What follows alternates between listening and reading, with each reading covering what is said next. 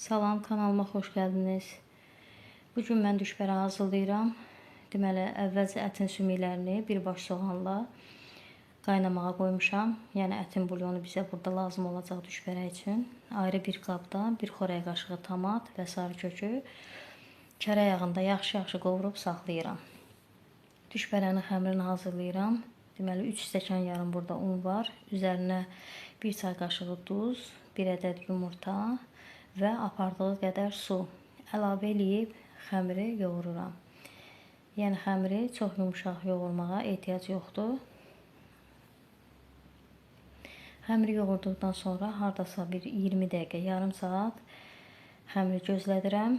Bu arada düşbərənin içliyini hazırlayıram. Deməli bizə burada lazımdır 350 qram ət, 150 qram quzu quyruğu ət maşından keçirmişəm. Üzərinə 2 ədəd də soğanı əlavə eləmişəm.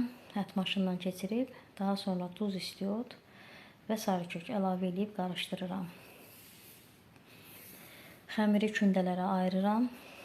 Mən burada kündələri xırda hazırlayıram. Yəni çox iri kündə tutmuram. Mənim üçün belə rahat olduğu üçün. Yəni tez başa gəlir burada yuxanı açıb düşbərələri bükmək. Onun üçün də xırda kündə daha rahatdır.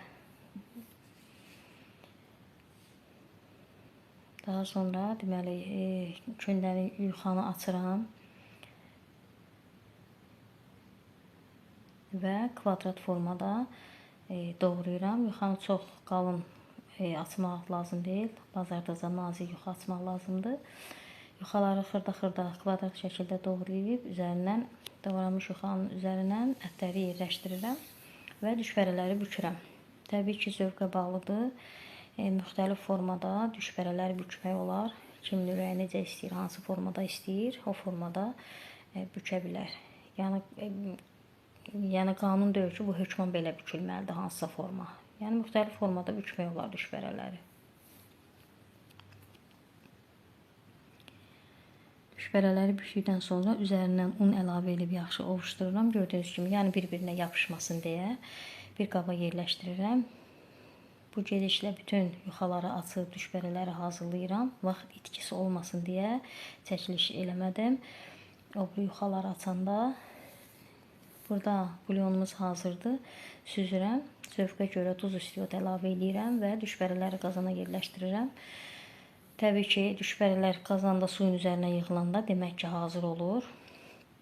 Hazır olduqdan sonra həmən hazırladığım yağlı tomatı ki, yağda qovurmuşdum. Həmən tomatdan yeməyimizin üzərinə əlavə edirəm.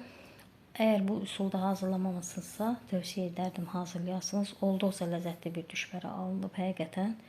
İnşallah siz hazırlasanız əminəm ki, bəyənəcəksiniz. İzlədiyiniz üçün təşəkkür edirəm. Sağ olun.